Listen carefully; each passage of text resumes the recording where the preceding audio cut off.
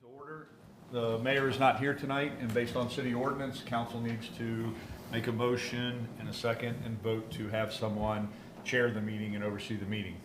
So I will turn it over to council. I move Jeff Schreiber be the chair. I second. Second? Can we just do all in favor, say aye?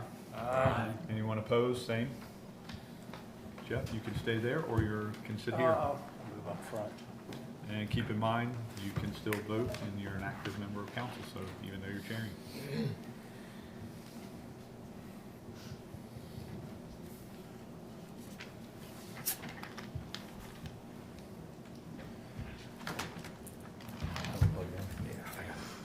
Yeah, mine was dead. I didn't. I didn't think about that.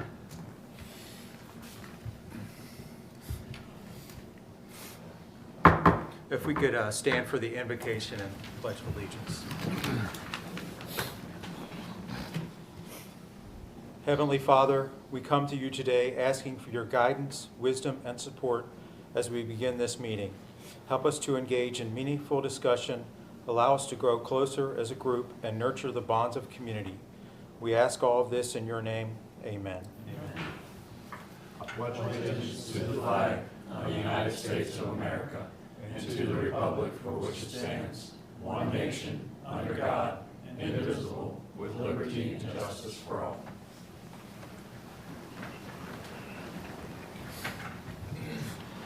Michelle, if you could call the roll. Okay. Mr. Barledge. Here. Mr. Messmer. Here. Mr. Wool. Here. Mr. Schreiber. Here. Mrs. Spears. Here. Dr. Spilly. Here. Mr. Thielen. Here. Okay, first up on the agenda, we have citizens desiring recognition on legislative matters not on the agenda. Does anybody have any comments or topics they'd like to discuss? Okay. Next, we have the approval of the agenda. Make a motion to approve the minutes. Oh, sorry, I'm going too fast. No, that was right. No, That's right, you're the right. agen- You're the good. agenda. He's good with it, then we're moving on. Moving ahead. Sorry. Does anybody have anything they want to add to the agenda? No, sir, sorry. I would like to add a brief discussion, and Councilman Spilly would probably have more information on this, that everyone received an email about the intersection at Winterbourne, and I think we should talk about it a little more. So I'd like to add that under new business.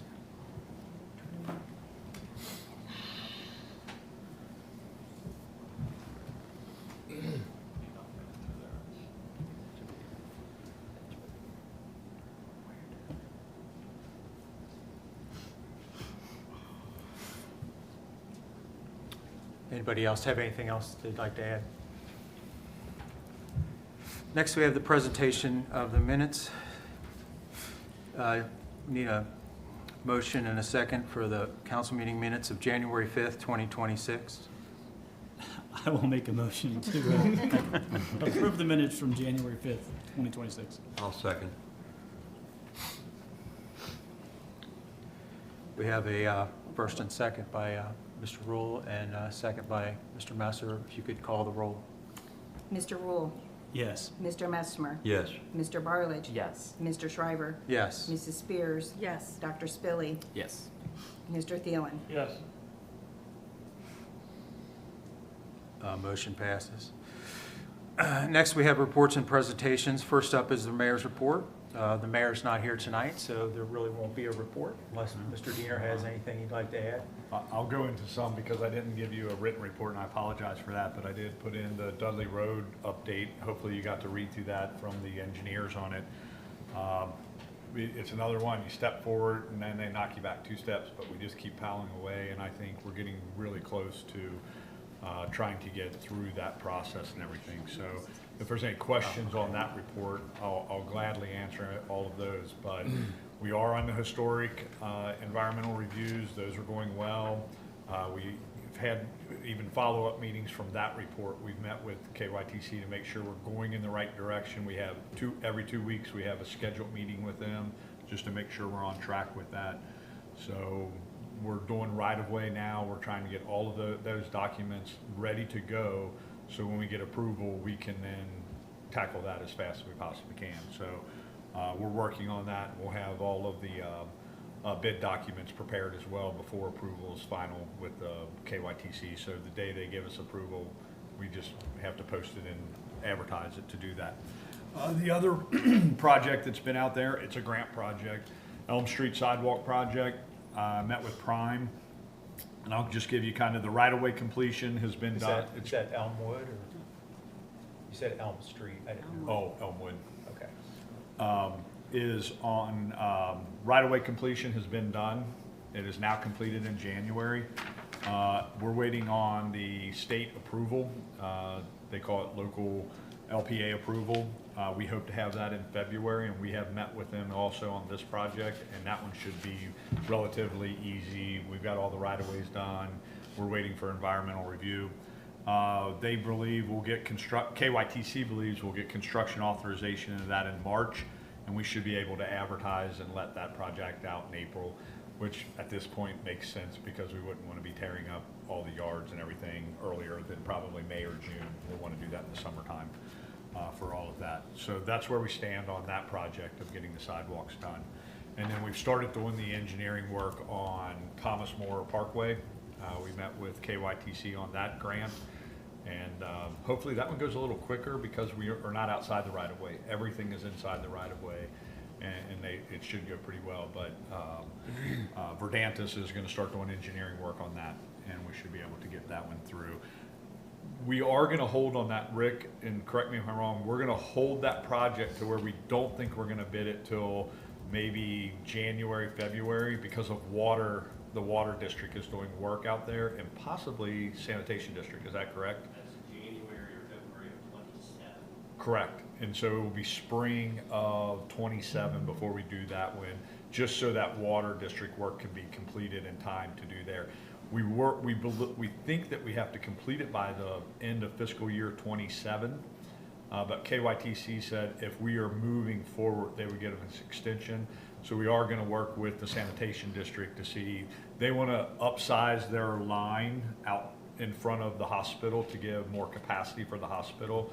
So we're going to, Marty Hellman, who is our engineer with Verdantis, is going to talk to them and just verify, do they want to move forward on that project? And if they do, we may hold that for a while to get that additional capacity on the sanitary side outside of the hospital, so we're not digging the road back up in a couple of years and messing with that again. So it's a possibility they just say, no, we're not interested, you can go on and do what you want to do. But that would be the change, is the sanitation district, if they want to do work. That could prolong it a little bit if they're not that far ahead or if they haven't done the engineering on it yet. So that could hold that one up a little bit. Last thing is, we are in a legislative session right now, and outside of not being able to say this any other way, but there is a crazy amount of legislation that is attacking cities' ability to have home rule, and for you all as a council to make laws, pass ordinances that impact the city the way that you think the residents want those to do. Hopefully you're getting some of those updates and you see some of them, but one of them that is moving forward right now is Senate Bill 112. It is on short-term rentals, Airbnbs, VRBOs, that kind of stuff. There's legislation right now that would take away the authority of city council to be able to legislate those, to prohibit short-term rentals or to set any guidelines and everything to it. Yes, it does. It would void existing local ordinances, including any regulations that establish short-term rental registries or impose a transient room taxes. It would prohibit local governments from requiring conditional use permits, restricting short-term rentals in residential zones, or adopting density-based limits. It would replace locally tailored regulatory framework with a statewide permit process that provides limited ability for communities to address the unique impacts it would have on us. That's Senate Bill 12. I guess my question tonight is, would anyone be in opposition of me sending letters to our legislators saying that we are adamantly opposed to that, and we believe that we should have the right to home rule and to regulate that? Or would you all like to do that on your own? Support you I on would that, do Brian. that on your own. Is it SB 112 or 12? SB Senate Bill 112. 112. Who's Yeah. do you know who the sponsor or who filed the bill? I do not. Okay, I can find that out though, and I can get that to you. yeah. Yeah, that was my next question. Where is this coming from? Yes. Southern I'm gonna guess A lobby Louisville, probably. senator. Yeah, I don't know. Jefferson County. I don't, or- I think I know the name, but I don't Van. want to say that and be wrong in a South, meeting yeah. and get done with that. But there are several out there, and the best thing for Senator McDaniel and Representative Dietz is to, if you call their number, you can leave a message on it, and both have told me they listen to their messages. It's the easiest for them because they can listen to them at any one time. And if needed, Michelle can send out tomorrow to all of you their email address and that number that directly gets you to their mailbox. And I know that some of you have relationships with them, and I'm sure that they would appreciate you reaching out. I met with both of them last week and told them that we do have regulations on it, and if one pops up in Edgewood, it is the number one call I get, people complaining in their neighborhood about all the issues going on, and I can't believe you're gonna take that away from us. And so I do hope that they listen to that, and at least our legislators will support us in that and continue to allow What is you their all to regulate it. stance? Huh? As far as you know, what is their stance? I think their stance right at the moment is just neutral in making any comment before they get to see the total legislation out of committee and all of that. So I believe, though, that we have two legislators that are extremely supportive of Edgewood. And I think if they hear feedback from us, we'll take that into consideration in their decisions. So, yeah, I think they'll take that into consideration. I mean, one of them lives here in Edgewood and understands that impact, even down to the fact that they're legislating that we are gonna, even though we have chickens, there's legislation out there that would require every city, you could not legislate not having chickens, so. And Representative Dietz even has seen where people have abandoned the coop out back and it's just sitting there, and it's like, what are they gonna do with it now? And they had it for a year or so, so she understands that, why we regulate it and require it, so. I think my feedback in general is, the folks keep everything as decentralized and as local as possible with decision-making, practice good subsidiarity.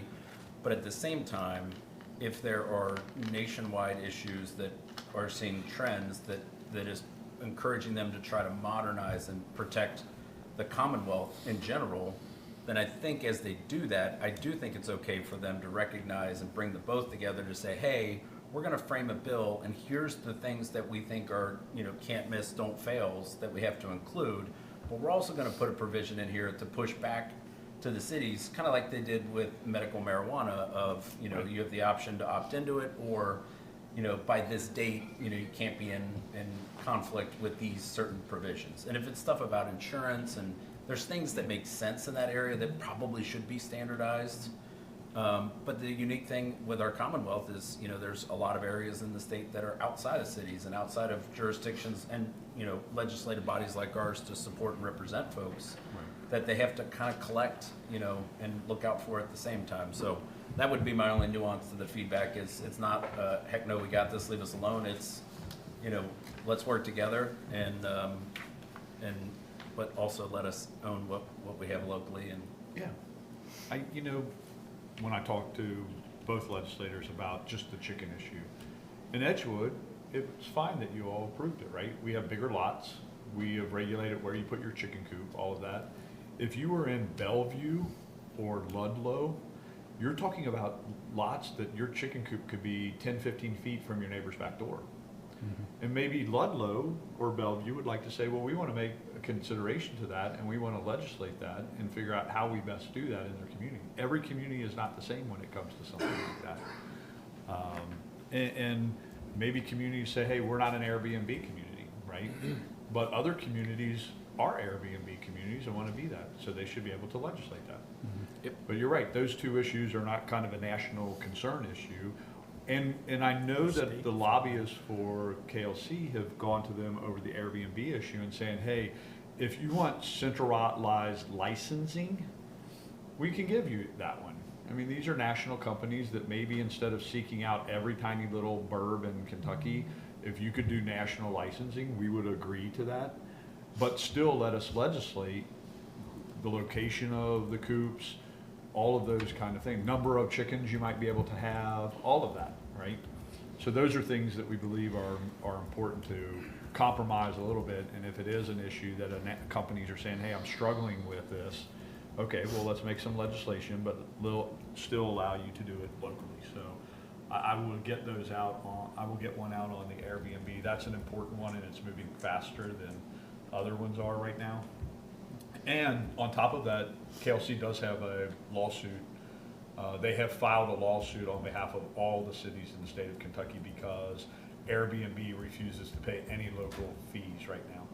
So it could be coming from that, stemming from that lawsuit, but the board of KLC has supported filing the lawsuit saying, we don't care who you are, there are fees and you're gonna pay the fees.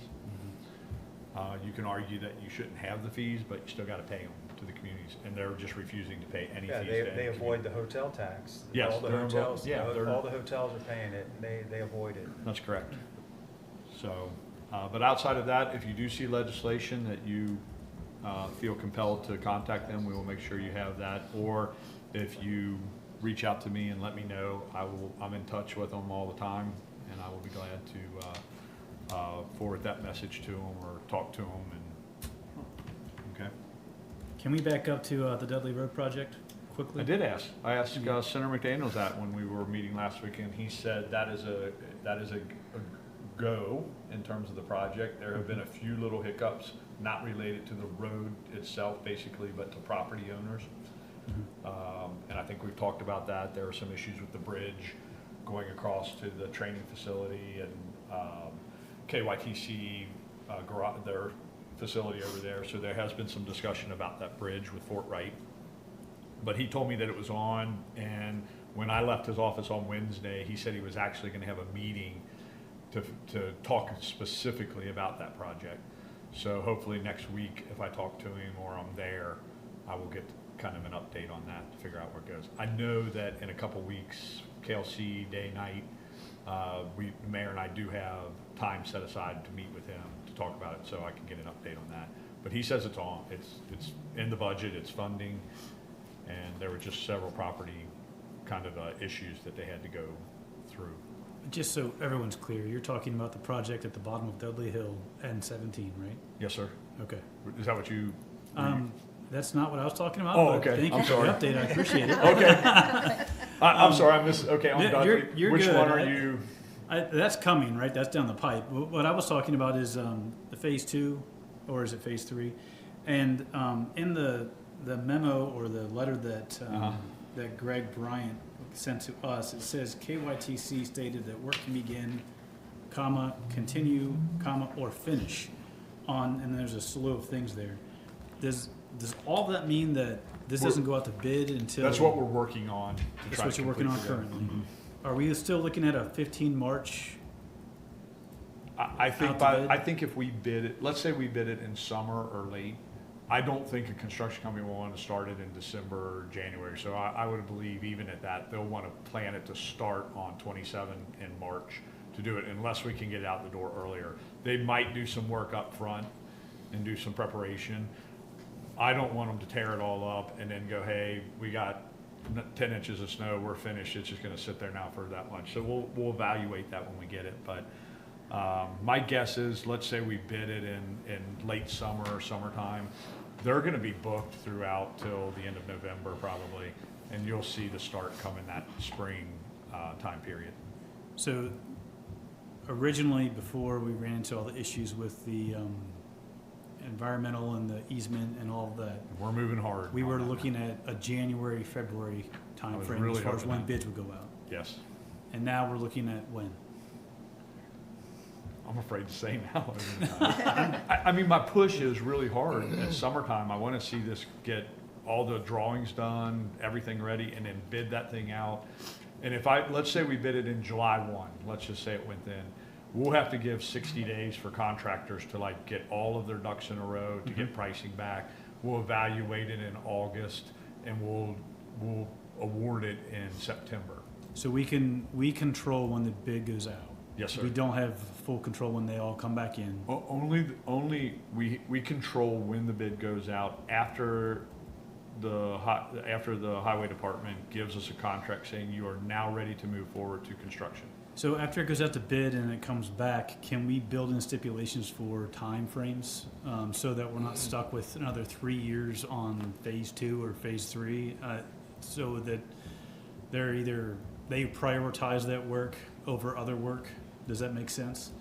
So if we've got a construction company and they bid it lower because they think they can, laissez-faire. Right. It's just, they put it in the back burner. Then we get stuck with another how many years with Dudley being. There will be 2 that bid it. We'll get 2 bids. That's what I think. Don't you, Rick? Okay. Yes.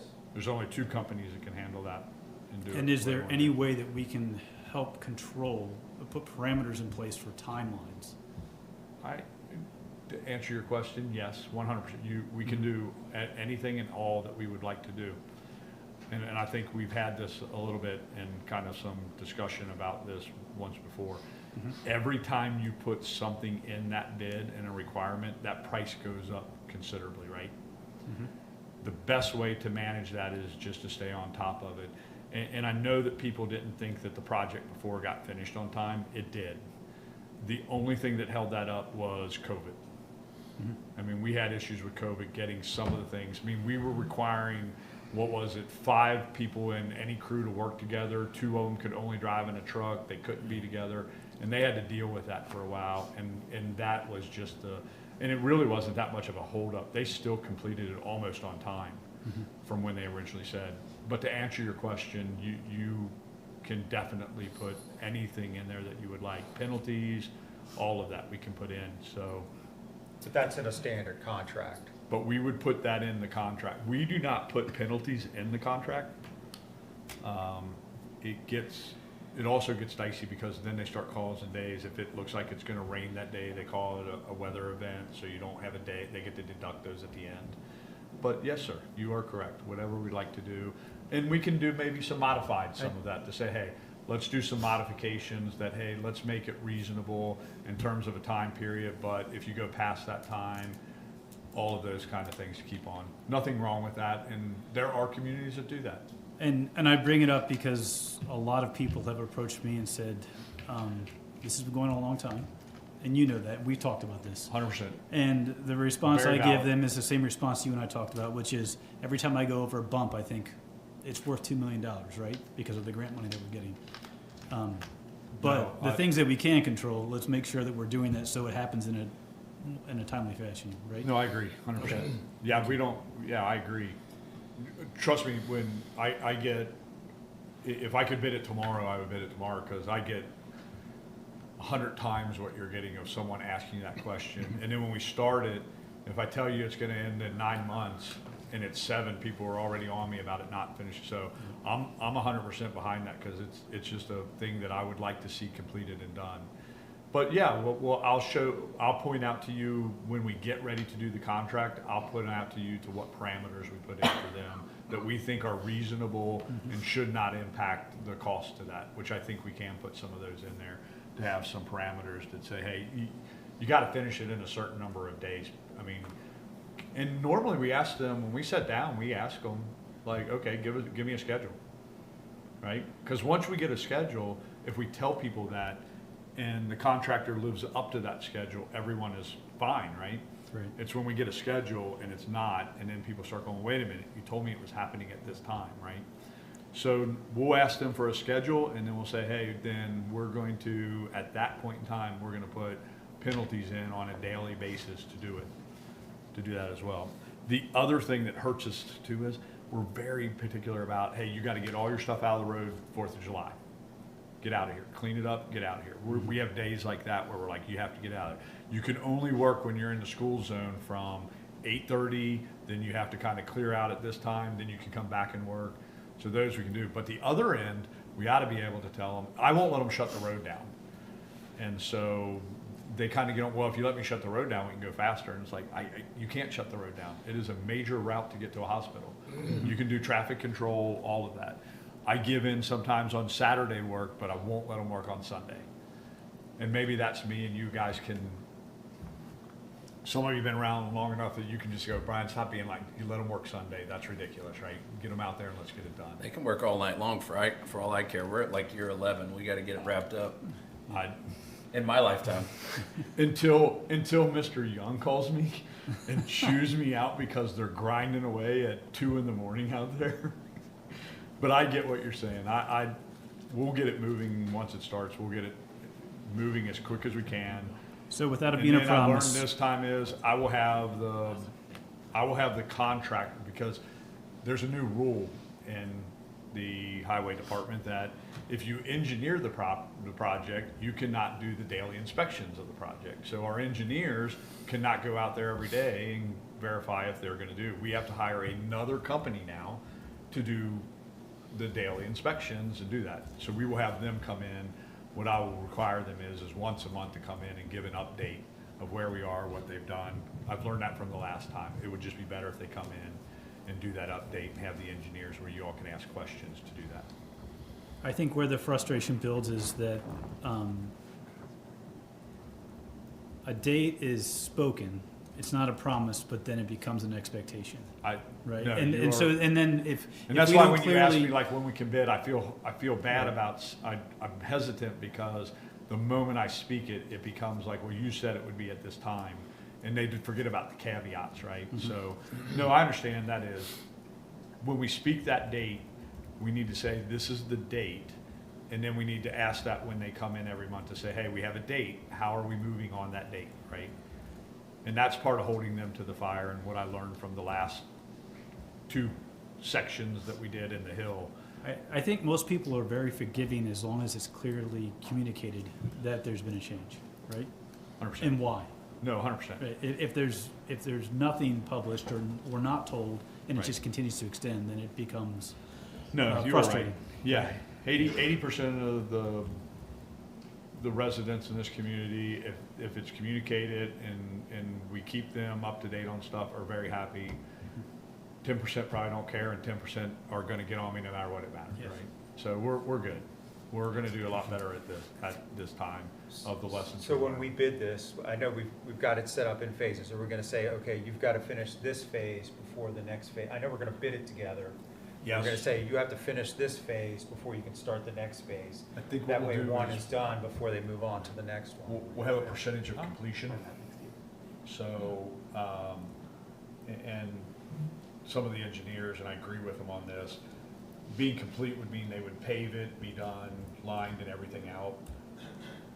We may let them not pave, then do the final pave and wait till they get the other side done. So when they pave, that's when our warranty starts on it, and then it's all done at one time.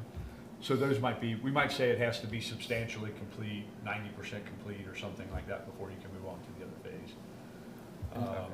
If they get held up on a phase, but the road's clear and they're working on some stuff, and we get close to school being out, I would want them to start on that section and get going, and for them to say, hey, I'm not moving on that because the contract says I can't move on until I finish this.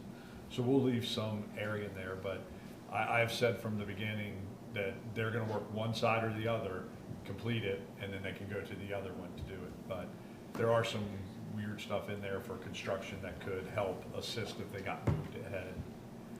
And I'd be open for feedback from our group on the logistics of if we were to try to close portion of the road in a certain piece to expedite results. And close doesn't ever really mean close, obviously, but if I think about the typical ambulance pathways, when we're talking about these sections of Dudley, a lot of it would be obviously thinking from outside the city that would come through.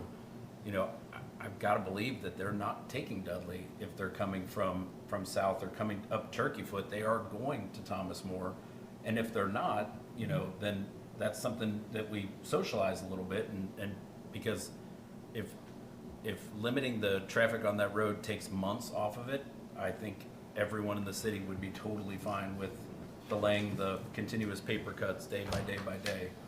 I think it's gonna be hard to close this section with St. Pius on it if school is in. Yeah. But the other section, it's more residential. I don't see any problem with that. Even half of this side, like once you get past Pius, if, again, if people Yeah, know. but you're gonna block it and then people aren't gonna be able to come to it. Well, That's, if- they'd have to if- go all if- the way around. If people know the comms, they can manage it. I mean, I go all the way around every morning when I drop off because I can't turn left out of there, and it's a decision, you know, but I know it going into it. And obviously not during school time, is all I'm saying. But when we did the hill, we allowed them to shut the entire road down, and I think that was a huge mistake. Because I don't think it sped anything up. I don't think it did. I think Yeah, that, I think they took their time. No, Exactly. It was so- a very every long lunch year, down guys, I there, remember so- it very Yes. well. I know that you're not insinuating this, Dr. Spilly, but I just didn't say you aren't gonna shut it down because I don't want to deal with that. I mean, I've talked Oh, to no, yeah. I've talked to the chiefs, I've run through all those scenarios. How do I let you shut a lane down periodically? How do I let you have 15 minutes of total shutdown, closures while you're working and that kind of stuff, don't cross sections? So we've kind of worked through the fact, and some people think, well, that other section, it just has a couple residential areas. Well, there's a school on the other side of it. There's a lot of things that we still have to respond to and get there, and making those passes go in other directions. And I know minutes doesn't sound like a lot, but it is if they have to take that. So we've gone through that, and maybe if we get down and they say, hey, I got 3 more months to go, but if you let me close the road, I'm out of here in a month, I come back to you all and say, hey, are you good with that? I mean, Yeah. before we do that, right? And probably all I would suggest would be give us the timeline, and give us the timeline Close. if you're allowed to close the road, and give us the other timeline. Right. And then if nothing else, we can go back and say, hey, we've closed the road for a week. Right. You know, can that take a month off? And so the other thing for that you have to remember too, we have to give, in our set of plans, we have a traffic management plan that's in there. Well, we have 2 state right-of-ways on each side of it. Yep. They actually have to agree to that. And now you're running major traffic of, I think we're up to about 8,000 cars a day, 9,000 on Turkey Foot. You possibly are running them down Edgewood Road, Lindale. You know, because people aren't gonna say, well, I'll go all the way to Stevenson and I'll come back around, right? Sure. So all of those things, but you're right, we can ask those questions, just Or like, even, you know, weekends at a time, just different creative Yeah. solutions to expedite it. But we closed Lindale and Edgewood when we were working on those. I mean, we They said, hey, closed shut them down. closed Charter Oak for So a we've done weekend. some closes, right? Yeah, and I agree with Mr. Messmer wholeheartedly. You know, it was a little bit of a black hole for that year the road was closed because it was closed and you didn't really go down. Those people loved it on the hill, by the way. I'm sure they did. Those people were saying, hey, could you keep that shut all the time? And they said the same on Edgewood and Lindale when we closed those. The people Yep. living there going, we love this, shut it down. And I think it changed traffic patterns for a couple years. It absolutely did. Yeah. I think they're coming back to where they were, but I think they changed it for a while. well, since we've done the hill, I can tell you, since I live right there, we've picked up a lot of tractor trailers. A lot. A lot more than we had before. We've picked up a lot because that Thomas More Parkway in Crestview Hills, not having that aligned and that whole thing done. And that's one we push as a community with Crestview Hills. We push hard legislatively, like, hey, we need funding for that because everyone who leaves the hospital is going, well, I'm not gonna go at that intersection and deal with all that. I'm gonna come out to either Horse Branch or Dudley or somewhere and then bypass. And we need the traffic that's backing up that Mrs. Schuler pointed out. We need that traffic to get rerouted again to move, because if you take away the volumes that are just coming this direction, it helps a lot. There are people come out of the hospital, they come here, they go to Dudley, they turn on Turkey Foot and go just right up to the intersection. They're like, well, I'm not going to that intersection. And so if we could get that fixed on that side, an amount of our traffic on Dudley would then go Thomas More Parkway and go out on the Crestview Hill side. And they just won't do it because they don't want to get, it's such a backup. You're talking about the realignment of The Thomas More realignment. Parkway to the Right. town center. Yeah, we went like They- crazy they on that in the abandoned beginning. that, yeah. We went on the crazy on that in the beginning of that project, and they had meetings, they had engineers, they had everything, and then it kind of just stopped. So, Reminiscent of Spurdy. yeah, right. So, but that needs to be handled. Okay, anybody have any more questions for Mr. Eager? And I will make sure that your all's comments are included in when we do get to the bid package, asking those things like, give me a timeline, and then give me a timeline different to closing the road. Okay, we've got the rest of the staff reports. Anybody have any questions for the city clerk, Michelle? Fire department? General services? And it has to go without saying that you guys did Yeah. another great job with the Yeah. snow. Yeah. So I don't know how you guys get it done. I do have a question, though, actually a couple for Rick, if you don't mind. And the first one was, and I'll piggyback on what Jeff said. Everyone I've talked to said that if you do a side-by-side comparison to Crestview Hills or Erlanger or Fort Wright, our roads were by far the fastest, cleaned, and were in great shape, so thank you for that. Thank you. I've had a couple people ask me, and I've experienced this, so I know, you and I have talked about this before, mailboxes. It's part of it, it happens, I understand that. Should they just call up to the city and the city will direct them to you? Or Yes. Is there a system for that in place? How does that work?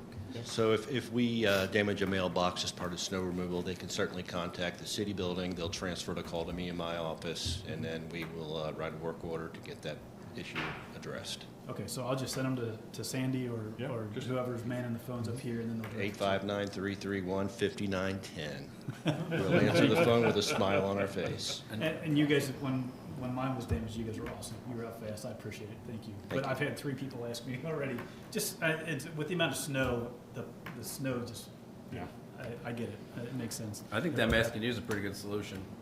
Yeah, I try and take care of it, but I'm not that good of a carpenter. In your report, you were talking about replacing the solar lights at President Park. Yes. Around the White House. Yes. How long do those typically last? I think the ones that went out they were a very early vintage of solar lights. So Okay. I think they were installed prior to me coming here, probably by at least 7 or 8 years. I've been here 6, so they're probably at least 15 to 20 years old. Okay, and then the ones we're putting in are newer generation. They are newer generations. We should see them last a lot longer. Very cool. Okay, thank you.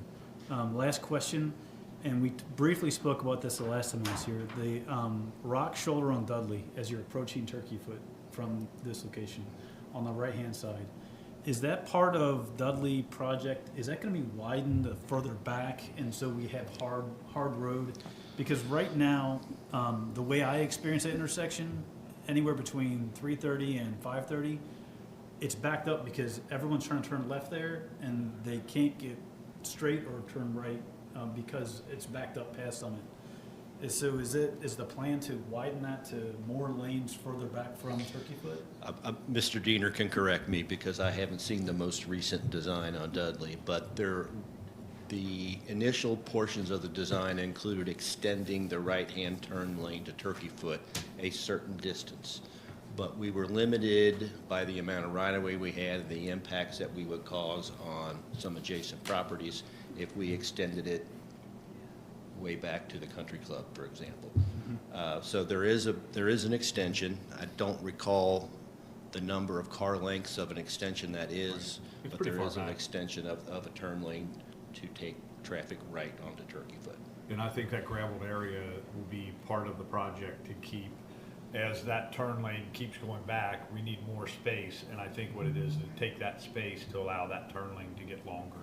The middle turn lane, turning left southbound on Turkey Foot? That's correct. Okay. Yeah, that hold will get, I want to say almost twice as long as it is now, but it's further back. And then we pick up that width with that gravelled area there to get that width out, to get us back to the corner the way the road exists today. Okay. Thank you, guys. Appreciate it. Okay. And I just wanted to point out, too, that St. Pius was the only school in the local area that had school on Tuesday, and it was because you guys did a great job clearing the roads. My guys worked very hard. They worked around the clock from Saturday at 8 p.m. through Tuesday at 4 p.m. And then we spent another couple of days doing some final cleanup work and addressing some concerns like mailboxes and such. It was very appreciated. We can't thank you and team enough. My high schoolers were quite upset that they didn't have to go to school. My grade schooler was quite upset that he did have to go to school. All the kids at Pius were going, And what I told everybody, I ran to Kroger and I told everybody, I said, people in other cities don't realize how good they have it in Edgewood. Because I turned the corner and it was, Stevenson gosh, it was was not crazy. even touched. I was blown away. well, I came down Commonwealth, hit Dixie Highway, and it was like a lane. I mean, you were driving. Bad. And when I turned on to Dudley, it was pavement. Yes, that's exactly what I told everybody. In Edgewood, we saw Yeah. pavement. Everywhere else, Yeah. just seeing snow. So that was Dr. Spilly's kids out there throwing snowballs at the guys, trying to get them off track to not do it so they could, We were making Not we were good making them school. hot chocolate. Okay, next up, we have the Police Department with Chief Kreinest. Anybody have any questions for Chief? And then finally, we have the Recreation Department with Lucas, and Lucas, I believe, wants to come up and have a few words with us. Not up here all that often, so I thought I'd stop by and say hey. Yep, so we got a couple events coming up. Got Qigong, actually starts on Thursday. It's getting pretty full, but it's not full just yet. Actually today for the mystery dinner, that is now completely full as well. Got a bunch of events coming up, and currently been working on getting all the baseball fields scheduled for spring and coming up on fall as well, getting all that kind of organized. And as I told Brian today, the summer concert series, we got most of the concerts already kind of lined up, just waiting for a couple finalizations with bands and quotes and stuff like that. So if you guys have any questions for me, feel free to ask. Thanks, guys. Next, we have unfinished business. We can pass on that. And then we have new business. The February 16th council meeting is canceled per city ordinance due to the President's Day federal holiday. Then item 21 is the intersection at Winterbourne that I'm basically going to turn this over to you, Mr. Councilman Spilly, because I know you have a lot more information about this, and I think there needs to be something done. I've written down there several times since you mentioned it. I want to say it was back in November, could have been October. It is difficult to get out of there, and something's going to change. And then a resident suggested a mirror. I'm not sure if that'll help or not.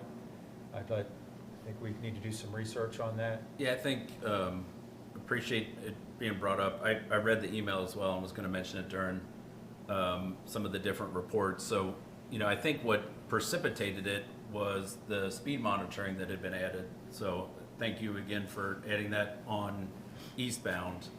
Like I shared with you all, and you have a 16-year-old you're teaching to drive, well, 15 now, teaching to drive legally. When I grew up, it was just, let's go. Now they actually get a license early and, it's documented. So, but it is playing Frogger to get out at a flashing yellow light. And I cannot understand why people accelerate into the stop sign to go down the hill. And I also cannot understand, I think the specific nature of this outreach was around when the cars stack in the afternoon and the morning, you have zero visibility to the right. So we've coached the new drivers to inch out before they can turn, but the challenge even then is you still can only see, it depends on the car, it's pretty tight there. And long story short, you have to inch and then it's Frogger, like it's white knuckled to turn. I don't know how many people I've counted literally leaving the pavement coming up Dudley, that they'll crest that hill going so fast. So I think the alert going eastbound, I saw a police officer had somebody pulled over last night, and I loved every second of it. Whether they got a ticket or not doesn't matter to me. It's the enforcement that changes the behavior. But I think anything that could make an impact there, I think the idea, as I understood it to be, was more of like a convex mirror. There's a electrical pole or a telephone pole, right across from it. And I don't know if the logistics of that, I didn't go on Alibaba and look at prices of them or anything like that, but I would think it's probably less than a $250 thing to even run a pilot with, or trial, or if we've done that before in any of the results. But there's blind spots there, and at $500 or less, it's going to be cheaper than us emergency services responding to a call. Was kind of And what I would was like to looking do the same thing as Spurdy and Dudley. It is taking your life in your hands. You cannot turn left either. That's right. Yeah, that's actually a really good idea. Yeah. Just the line of sight on Right. both areas is so limited. Yeah. Yep.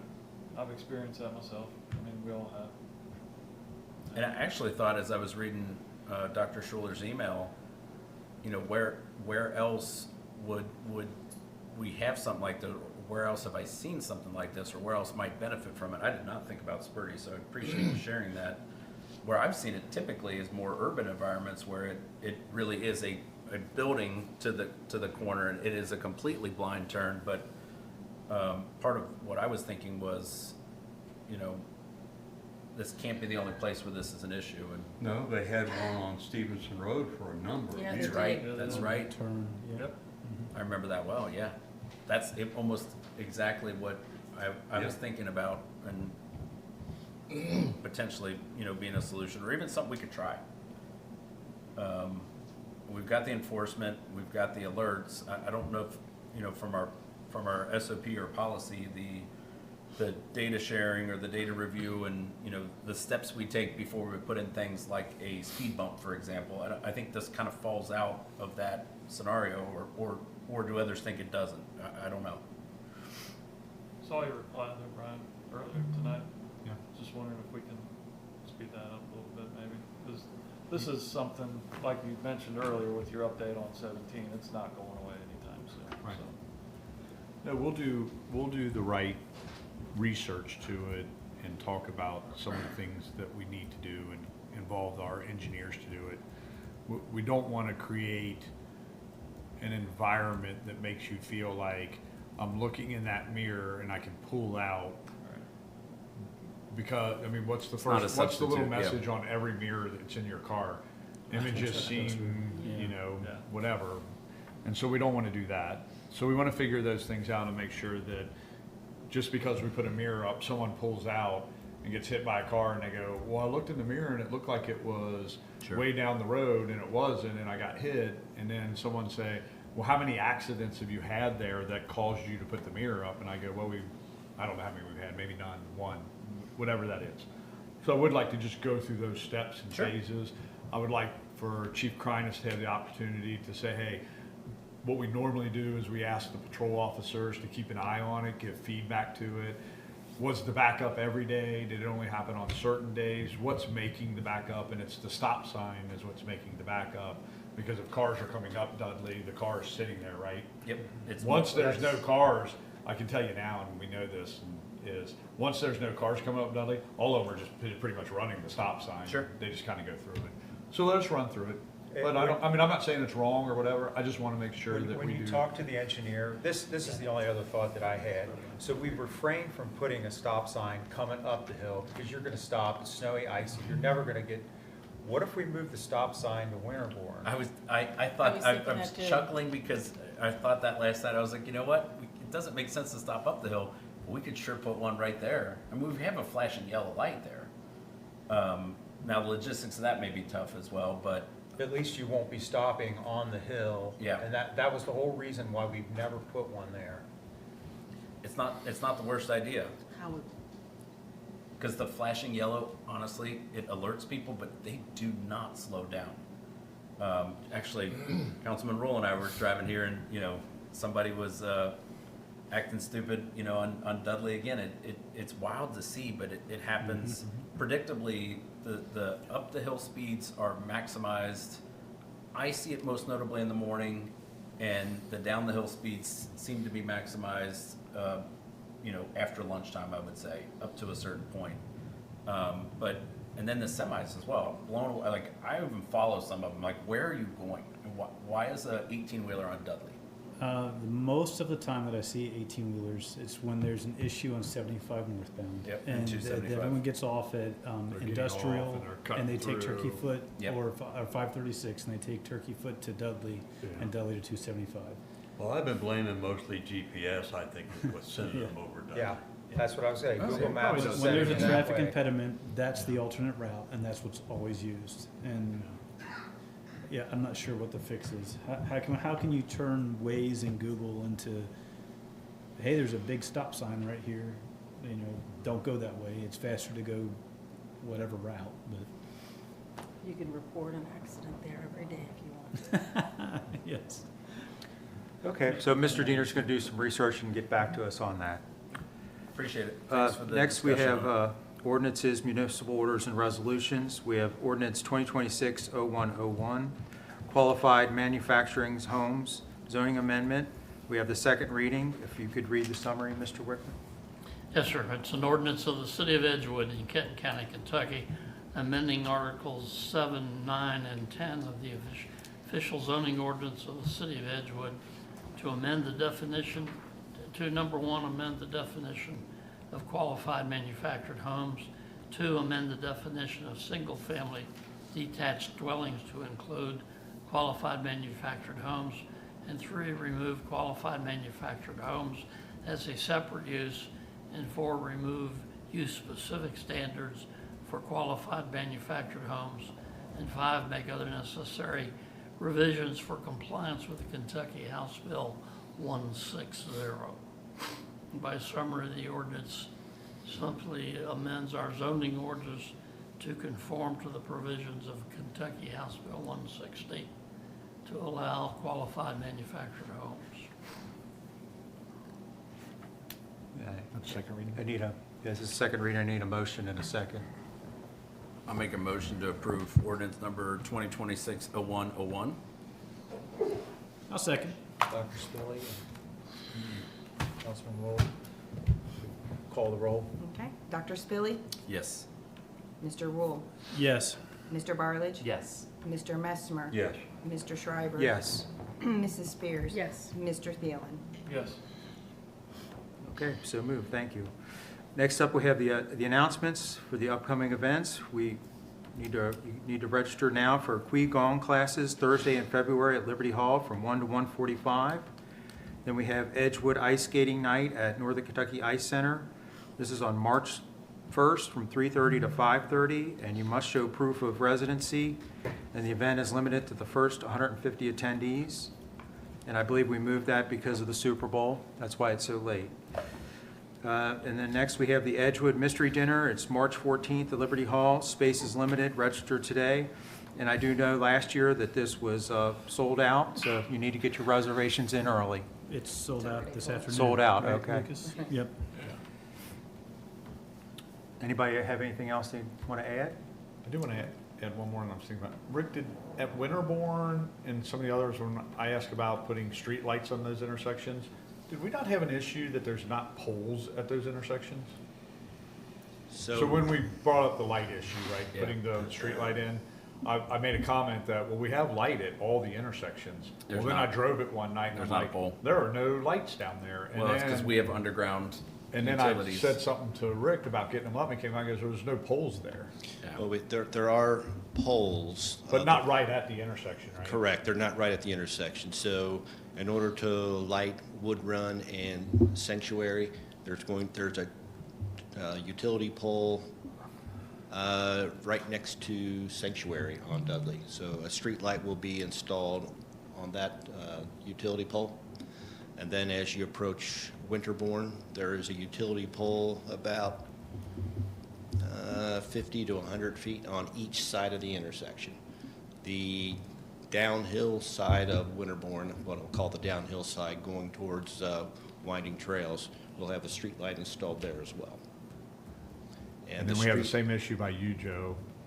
There's not a pole coming like at where Prestwick is coming out. The poles were, I guess they were moved so far back because the old Dudley went back over that way, so I couldn't get a pole there. And I was just thinking about putting mirror, it's like some places we will have to install some type of pole or something because the intersection doesn't have it. This one,